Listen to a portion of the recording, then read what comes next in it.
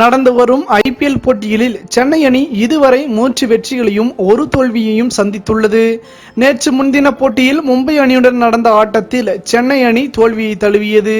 மோசமான பேட்டிங் சென்னை அணியின் தோல்விக்கு மிக முக்கிய காரணம் என்றே கூறலாம். மேலும் சென்னை அணியின் பவுலிங்கும் சில நேரங்களில் சொதப்பத்தான் செய்கிறது. சென்னை அணியில் தென்னாப்பிரிக்காவைச் சேர்ந்த லுங்கி தேர்வு செய்யப்பட்டிருந்தார்.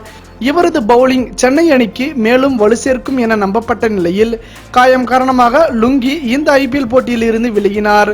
இந்த நிலையில் லுங்கியின் இடத்தை நிரப்ப நியூசிலாந்தை சேர்ந்த நட்சத்திர பவுலர் குக் ஜெலிஜின் சென்னையை வந்துள்ளார்.